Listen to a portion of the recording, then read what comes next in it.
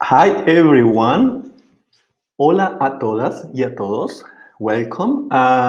This is me, David and Rita today. Hi Rita. Hola Rita. Hola David, hola a todos y a todas. Bienvenidos y bienvenidas a esta sesión de Ask Me Anything. ¿Cómo estás, David?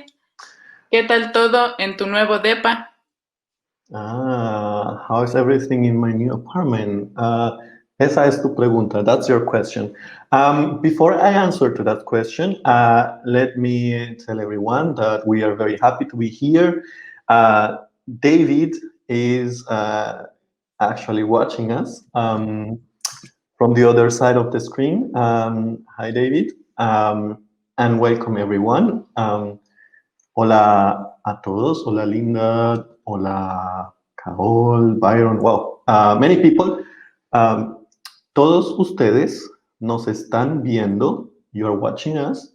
Nos están viendo desde Inglaterra, desde Texas, Kingsport, San Francisco, Idaho. Wow.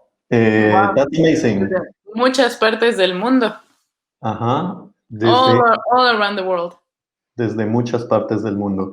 Yes, and nosotros estamos en Berlín. Es un poco tarde aquí. It's a bit late. But it's always a pleasure to share this time with you. So, coming back to Rita's question, how is everything in my new apartment? Can you repeat that question, Rita, please? Por supuesto. David, ¿cómo va todo con tu nuevo depa o tu nuevo departamento? Mi nuevo apartamento es muy bonito. Estoy muy cómodo. It's very comfortable. Estoy muy cómodo aquí en mi nuevo apartamento. Tengo que comprar lámparas porque no tengo. I have to buy some lamps because I don't have any here. Pero tengo que esperar hasta el próximo año porque no tengo lucas. Lucas, no tienes lana. A eso te refieres. Lana. You don't have money. I don't have money. Yes. So I'm doing very well here in this new place where I'm living. Thank you for asking, Rita. And for all of you who are new to this session, this is a space where we practice Spanish. We learn something new every Tuesday at this time. And we always start with a little conversation in Spanish. We hope you can follow us. If you don't understand a word or if you want us to speak slowly, please let us know. So we were talking about apartments, money, and so on. So this is a special topic that we prepared for you today, which is vocabulary and regional differences. So some of you know that I am from Colombia in South America. And Rita I am from Mexico. Rita es de México, ¿sí? Y David es de Colombia. Y yo soy de Colombia, exactamente. That's right. So Spanish is a language that we speak in many, many countries. It's more than 20 countries where Spanish is the official language. And you might imagine that there are some differences regarding vocabulary and grammar as well. And some traditions, as we saw also 3-4 weeks ago, when we were learning about Dia de los Muertos, the Day of the Dead. And today, we wanted to plan something different, to forget a little bit about what we saw in the last 3 weeks, subjuntivo. No, I'm kidding. You shouldn't forget anything. It's very important. But it's about, we want to learn something new today, which is more. We wanted to do something a little bit more lighthearted, let's say. Subjuntivo was a very dense topic, so we thought you could use we could have some fun with words, so to speak, seeing how we speak the same language. We both speak Spanish. David y yo, los dos, hablamos español. However, there are some differences in certain words we use. And that's what we're going to see in a bit. Yeah, that's correct. Thank you, Dominica. ¿Te gusta mi pequeña bicicleta? Okay. On this side. And yes, Lana is dinero. We say Lucas as well. So as Lina writing here in the post. So it's actually very slang in Colombia. I was explaining this to Rita before we started this session. A luca, it means 1,000 pesos. So right now, $1 is 4,000 Colombian pesos. Wow. It's very devaluated, our currency in Colombia. So just a bit, a small thing. Lana is actually wool. You know, the sheep, fur. Let's say that's lana in Spanish. However, in Mexico, lana is a slang word for dinero.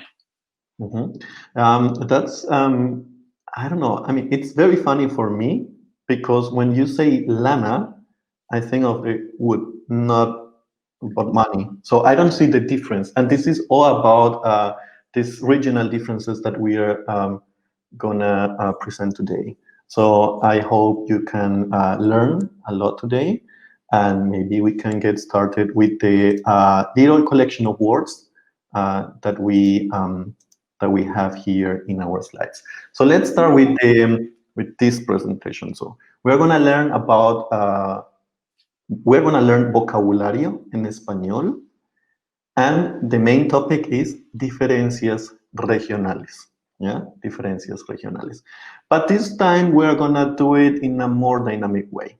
How is that? Well, let's start with an image and a sentence. Yeah. So some of the words might already be known to you.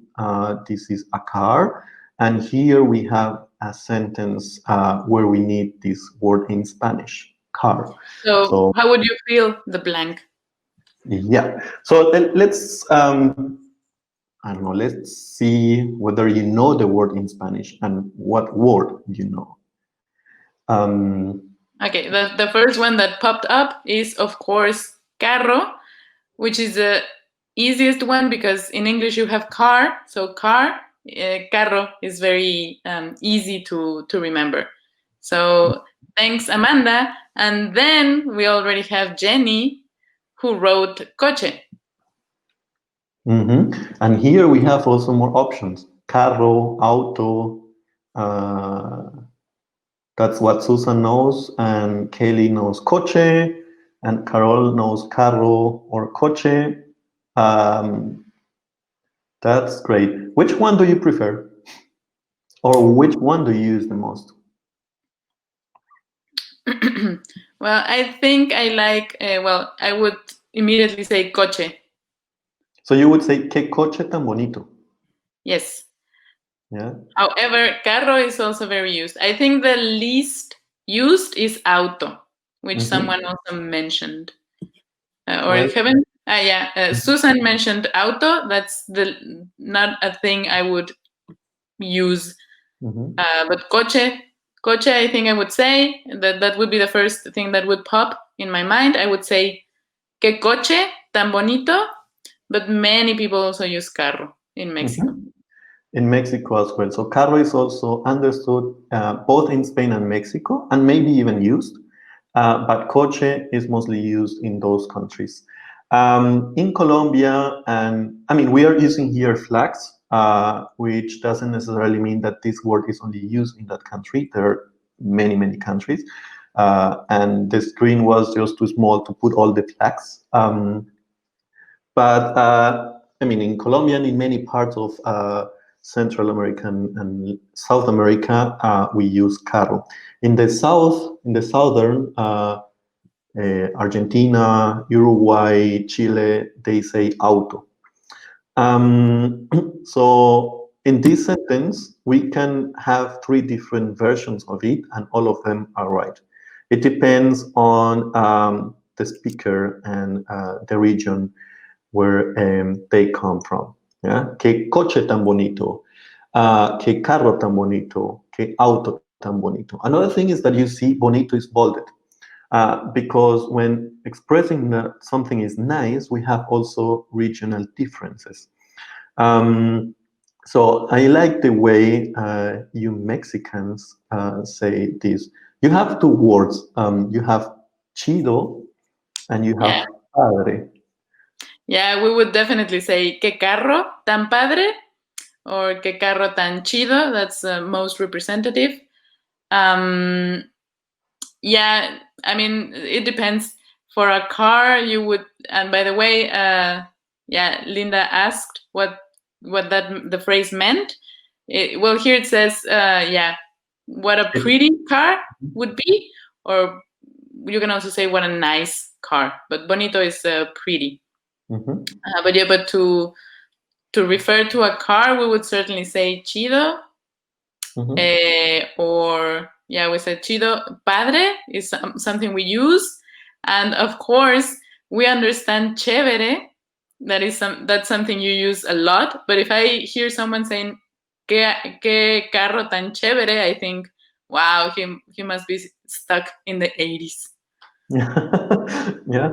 Okay. Because that's what I would say. So thank you. Yes, so the sentence, we are not using translations here, sorry for that. When we share the document with you where we put all the sentences, we'll make sure that we add the translations. The idea today is that we focus on the image and how we can complete the sentence. So this is what a beautiful car. Yeah? The construction que tan plus adjective is very used to say, for example, I don't know, que vuelo tan caro, for example, when something is surprisingly expensive, for example. In this case, you can also say, qué libro tan interesante. So, what an interesting book. Yeah. So, as Linda says, tan means so. Yeah. It's a word that we use to increase the degree of, in this case, bonito. It's so nice. It's so beautiful. That's the meaning of tan. Yeah. So this was the first sentence. As we can see here, we have three or even more words in Spanish to refer to car, and you know some of them. Let's move on to the next word. So speaking of David's new apartment, so how would you complete the sentence? Tú es muy moderno. What would best fill in this blank? Yeah, so we mentioned this in the beginning in our very little conversation. So this is an apartment, and we have here again regional differences. So we are looking for the corresponding word of apartment in Spanish. Yeah. You can also, like if you are not sure about the word, you can also find a synonym. Like casa. Casa works. Yeah. Casa works, especially I would say in Mexico, where many people live in casas. They always say "ven a mi casa," even though they mean they might live in an apartment. Yeah. So casa is a generic word to refer to the place where you are living. Yeah. Exactly. So here we see some interesting guesses. Yeah. Carol, I mean, including several people who typed piso, which is correct, by the way. Yeah, apartamento or piso. Exactly. Well done, Carol. And then Ellen says departamento. Well, there is a little difference between departamento and apartamento, which in this case doesn't matter because uh, all options are correct. Yeah. So again, here what is the most important thing is to use a word and to understand where the speaker comes from. So if we want to have a look at all options, this is what someone from Spain would say, piso. Tu piso es muy moderno. That means your apartment is very modern. But in Mexico, in Argentina, and in the rest of Latin America, but Colombia, they would say departamento.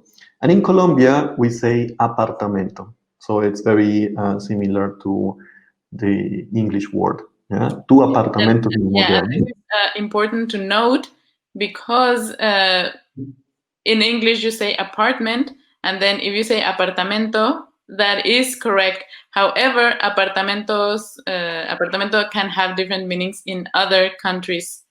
As David mentioned, the correct word would be, or well, all of them are correct, but the most widely used word is departamento in Latin America. However, if you said apartamento, people would understand you. I think departamento is a difficult word because department in English has a different meaning. Yeah, but we have actually in Colombia the same difference as in English.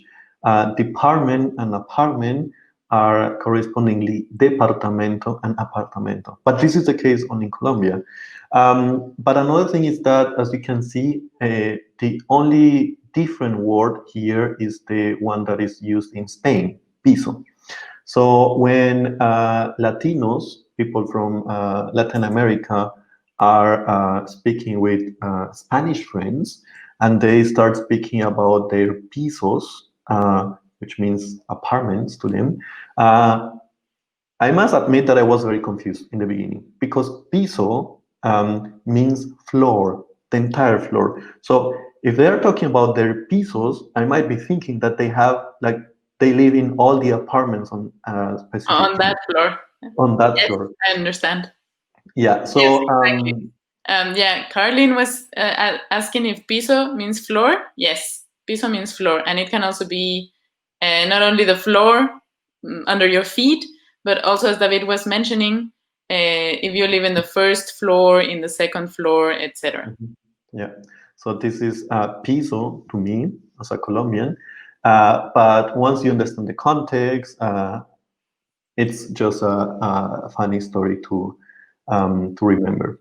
So this is part of of our conversations as well when we get to international. So maybe we should move on to the next word. Yeah, I like let's this move one. on. This one, I mean, if you cannot see the image, this is a bus. Yeah? So están reparando el. So the bus is being repaired at the moment. Están reparando el. Pay attention to the sentences as well because we are using some grammar topics that we learned about in the past. So if you have any questions, keep asking. We are very happy to answer them.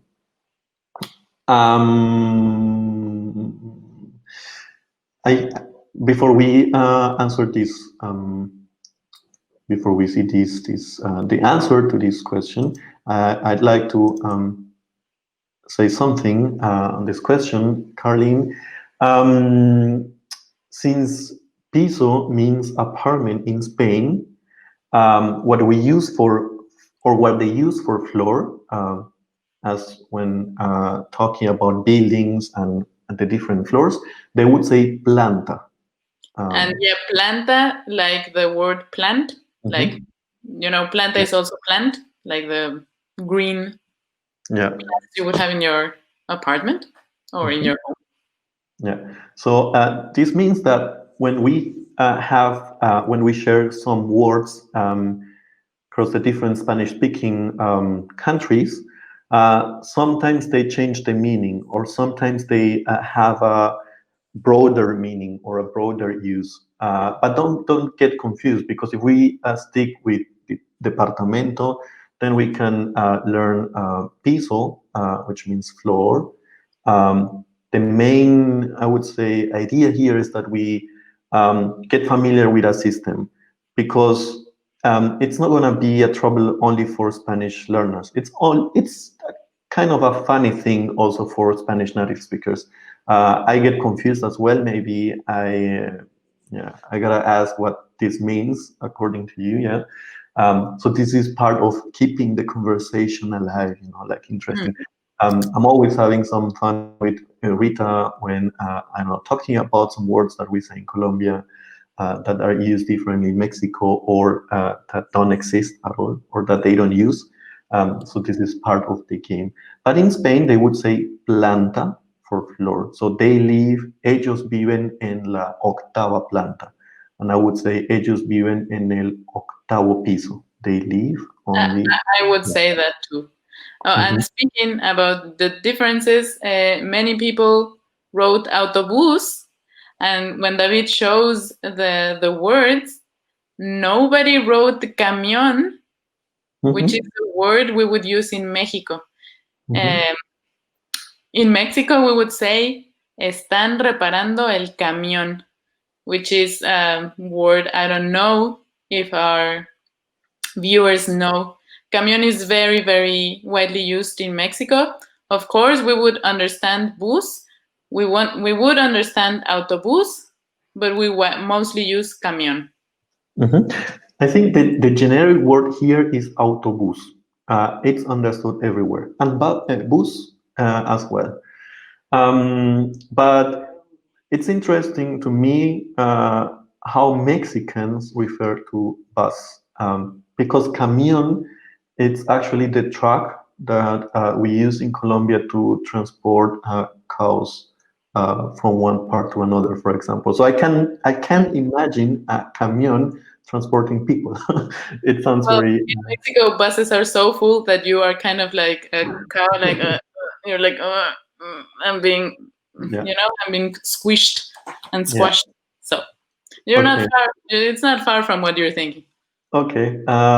Well, camión is the word for bus in Mexico. We say bus in Colombia, and in Spain they also say bus.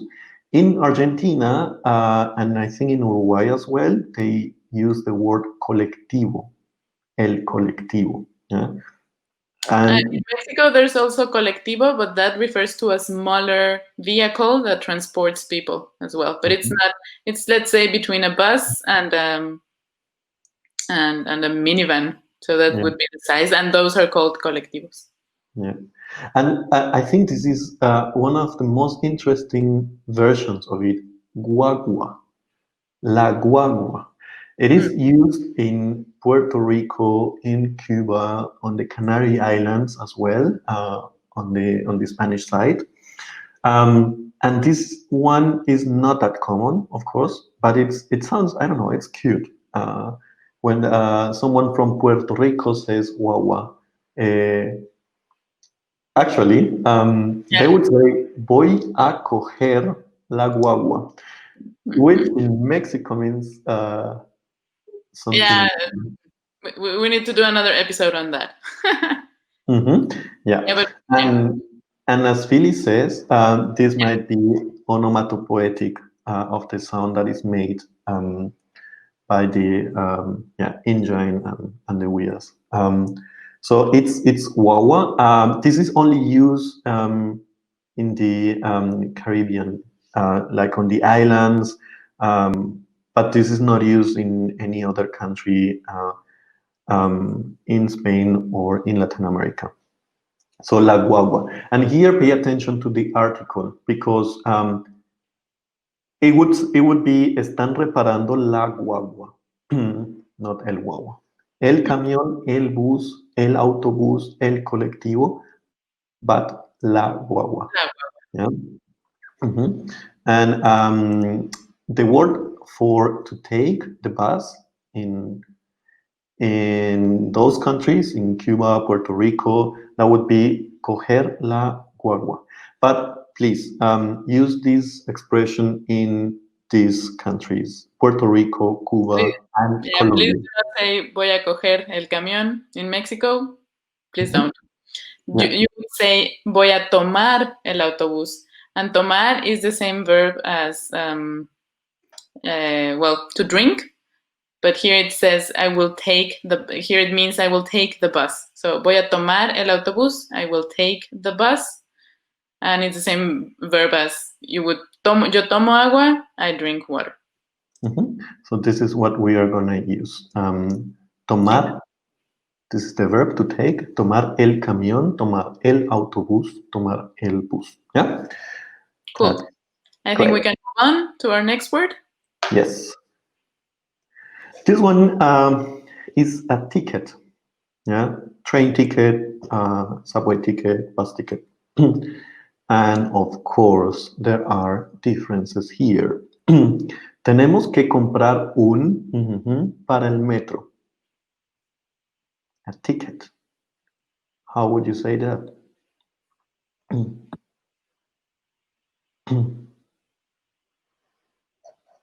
Amanda already wrote, Amanda wrote boleto. Janice wrote boleto, entrada. I think mostly boleto. So you have a highly Mexican influence. Cool. Qué chido. Qué chido. Yeah, but there is billete. Yeah, we have billete as well. And we have a Spanish version of ticket in Colombia. We say tiquete with the Spanish spelling with QUETE, tiquete. But again, boleto is it's widely used in Central America and South America.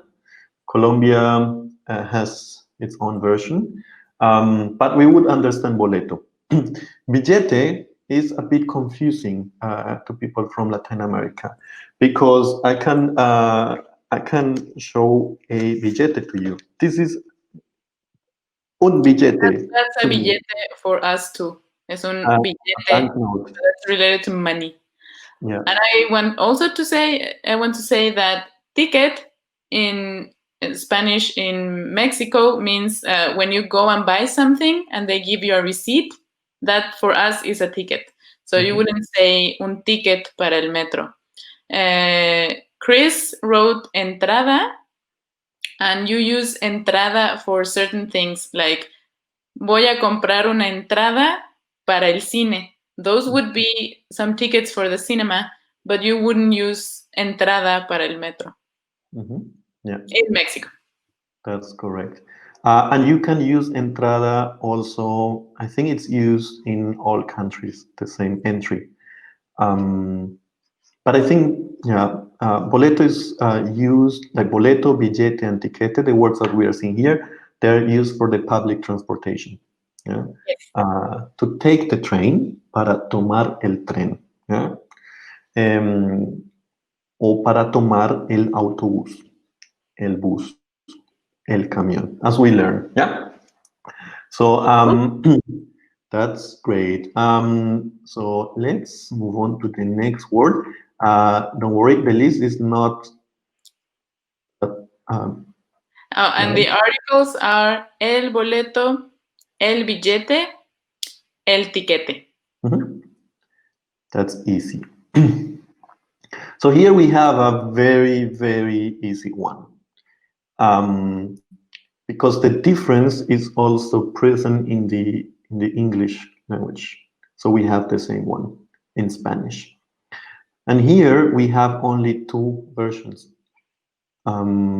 This is a teléfono, that's right. This is the generic one. But what if we are talking about a mobile phone or a cell phone?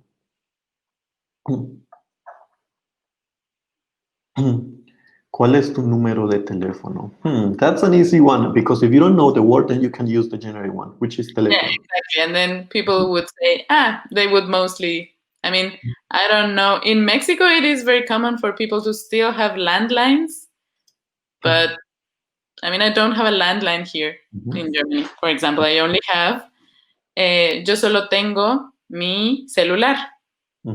But Ken says mobile. Interesting. Because Ken is right. Mobile, with an accent on the O, mobile, is the word that Spaniards would use to refer to a mobile phone or cell phone. In the rest of Latin America, though, we use celular. Yeah, in all countries, but Spain, we say celular. Yeah? El móvil and el celular, both nouns are el, masculine in Spanish.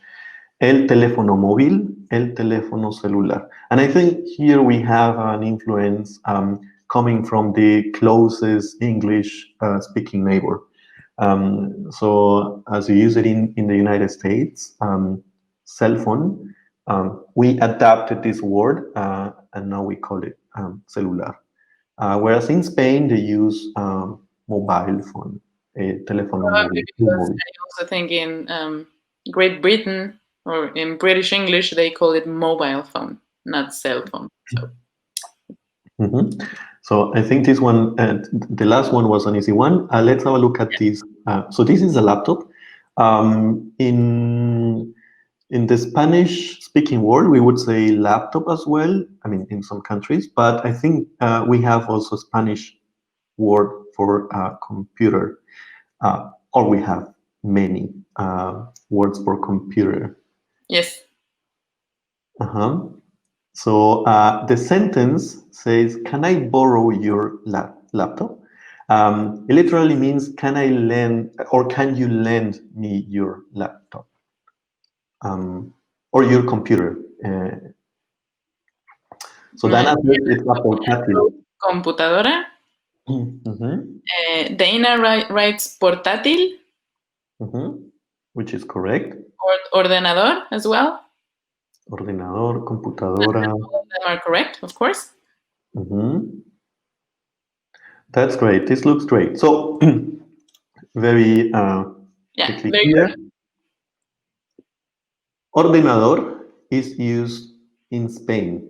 It's only used in Spain, ordenador. Yeah. Computadora is used in Latin America, widely used in Latin America. But in Colombia, we decided to change the gender of the word. And here we have a masculine noun, el computador. So pay attention to that as well, because in this case, because you're saying, well, la computadora es pequeña or el computador es pequeño. So you would just pay attention to that. And of course, in Mexico, you can also say compu. ¿Me prestas tu compu? Yeah. It's funny because I think a friend from Italy asked me why in the sentence, like why the gender la in the sentence, for example, la compu es muy cara. Because he learned the word ordenador. Yeah. So it might be weird to see that a word has a different gender, a different article, la, instead of el. Especially if it's a shortened version, because you don't even see the ending, la compu. Yeah, that's also very, it's very common to see in Spanish. When we shorten the words, we just say compu. But in Mexico, you would say la compu. And in Colombia, we would say el compu. In Colombia, you would say el compu. El compu. Yeah. Funny. So, and by the way, someone wrote portátil. We wouldn't say portátil. We would just call it a computadora. We wouldn't specify that that's a laptop. So that's also a computadora. Like a PC is a compu, a laptop is a compu. Well, I would say portátil. You would say portátil. Wow. I would say. Yeah. Okay. So I would say. You wouldn't say that. Yeah, I think this is also one of the questions. What do we say then? What do we learn? But this is something that we can address in the end because we have a last word. Easy. Siempre escribo con. And that's I always write with a pen. That's a pen. I I can say something about Janice's question. Se usa la palabra portátil en todos los países. She's asking whether we use portátil in all Spanish-speaking countries. I would say no, as Rita just said. They wouldn't use it in Mexico. We And wouldn't use it, but remember, we would understand. So if you say, ¿me prestas tu portátil? I would understand that you want to borrow my compu. mhm, And I would understand that you want to borrow my compu that's a laptop. yeah, Well, borrowing my PC might be very difficult. So yeah, that's correct. So let's have a look at the answers here, because here we have Carol suggesting bolígrafo. Diana says bolígrafo o pluma. So here we have two words. Linda also knows both bolígrafo o pluma. Feliz, Rita, both are correct. bolígrafo, Very Lina, bolígrafo. That's correct. That's very nice. I just want to add that bolígrafo for me sounds very formal. So I would only say bolígrafo if I'm trying to be formal. So I would say pluma. That's the common word for Mexicans. Well, I would say lapicero. Neither bolígrafo nor pluma are words that we use in Colombia. And why so? Where does this come from? Lapicero. So lapicero sounds very similar to lapis, which means pencil. So we add this cero at the end to refer to the sphere that is in the.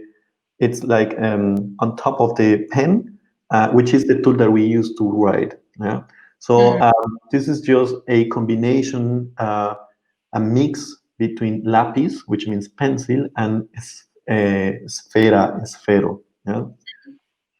It's also worth mentioning that lapicero and lapicera in Mexico mean pencil case. So if you say siempre escribo con lapicero, people would be like, well, you write with the contents of your lapicero, not necessarily with your lapicero. Or I can also ask Rita, ¿me prestas tu lapicero? And then I would get something that I don't need, or maybe I would get many of the pens that I need. Then I would be, yes, David, you can have my lapicero. Yeah. And David would be, yeah. Why is she giving me that? So Chris has a Spanish teacher from Chile, and they use lapis. Lapis means pencil. Yeah, we also use lapis, and I think lapis is in all countries pencil, as far as I know. Yeah, but it means pencil. So this is great. So this was the last word that we brought to you today. There are many of them. These are the most important ones. These regional differences are, let's say, common. They are funny. They are entertaining, and they shouldn't be difficult for us to learn. They should just make the language richer. So, of course, we'd like to address this question because sometimes when learning Spanish, and of course, for us when learning English, we're not sure about what word we should learn. We can learn flat, we can learn apartment, we can learn cell phone, we can learn mobile phone, and I think it's always the same question. And I would say we have our own answer. Me, David from Colombia, and Rita from Mexico. We would say, what word should I learn? Rita, do you have an idea about the words that they should learn? Well, I would tell people you can learn the word. I don't know. You can learn the word that is most widely used. However, to the question, what is the right one? All of them are right. I think it depends on maybe the word that is easier for you to remember as well, or if you are learning Spanish for a specific purpose, for example, if you're learning Spanish to communicate or to talk to your Mexican friends, maybe learn the Mexican variety. However, if you are learning Spanish because you want to travel through South America, then you might want to learn vocabulary that will be used in those regions. What about you, David? What do you think? I agree with your answer. I would say learn the words that are the easiest to you, the easier form. If you think that carro is easier because it is similar to car, go ahead. If you think that pronouncing carro is very challenging, then go for coche, which is also correct. Apartamento is similar to apartment, but if you think departamento sounds great as well because you want to impress your Mexican friend or your Argentinian friend, departamento is right as well. Just go for it. Go for it. All of them are correct, which is the answer to the second question. If you ever hear people saying that's wrong, sometimes I think that these people are kind of ignorant, and I think they are defensive in a way. They are not open to different varieties, so they are not used to hearing these words, these differences. But you have the power, and it's all yours. You are right, always right. If you learn a specific word, try just to explain why you know it and how you would say it, and that's it. But all varieties are correct. All options are correct, and that's our. As David said, is very important. It's very important to highlight all the different varieties of Spanish. Spanish is such a rich language, and each region gives its distinctive touch to the language, and I think that's very, very nice. Yeah. So I think here we have some questions. Meg is asking about lapicera and lapicero. Yes, they are nouns. They are nouns. El lapicero, that would be the pen. And if an Argentinian is speaking, they would say una lapicera, la lapicera. So sometimes the gender also changes, but the ending is also very helpful to know whether we should use la or el. Yeah. And Nazila is asking, yeah, I mean, plata, I think plata is money in many countries. I don't know about Mexico. We would say plata, no tengo plata. Plata is also understood as money. Yeah. So I think, yes, we can use plata to refer to money. No tengo plata. I have no money. When I used carro in Spain, I wasn't understood. And yes, Carlin, I think that also happens to me. Again, when we come across this kind of reaction, it is like the only option that we have is to understand and then ask, okay, I mean a car, and I learned carro, but that would be also exactly the same situation to me. If I go to Spain and I use carro, they will also sometimes react like, what are you telling me? And this is because, I don't know, but these people are always defending their own variety. And I think Spaniards believe that we are kind of using their language badly. So they complain a lot about Well, yeah, that's unfortunate, Carlin, because one would expect when you use a different word, you would expect a different exchange where people say, oh, you said carro, oh, I'm used to saying coche, but that's interesting. Let's discuss. Or, oh, it's interesting that you learned carro. I used coche, but yeah, of course, carro is understood. So I think this is the idea for today. We wanted to bring something different because it was too much about subjuntivo in the past. It's a fascinating topic, but But yeah, we hope you enjoyed this. We'll address your questions next week when we have a small review. I think we can wrap up today's session, Rita. It was great sharing this with you, sharing the different varieties of Spanish and the different words we use. And I hope you also had fun and that you learned something new. And then you can say different things. You can say, now you can say, me prestas tu compu, voy a tomar el camión, and other useful phrases that we reviewed here. Yeah. So it's a pleasure. David, fue un placer. It was a pleasure for me too. I'm always very happy to be here with you. I am sharing the link with you where we add the sentences all sessions. So go ahead, check it out. It's all for you. We will be updating the document with the latest sentences. So yeah, this document is for you. Again, have a look at it. And it was nice to see you here, many known faces.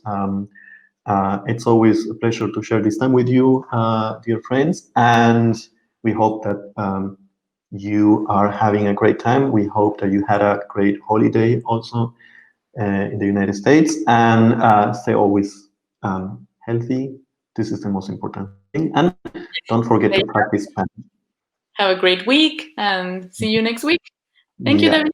Thank you Don't all. forget to follow us on Twitter, Facebook. We have also our Babel magazine. Go check it. We have interesting articles. And don't forget our Quora space, where you can also post questions and you get an answer from David. Yeah. So 30, by the way. Yeah.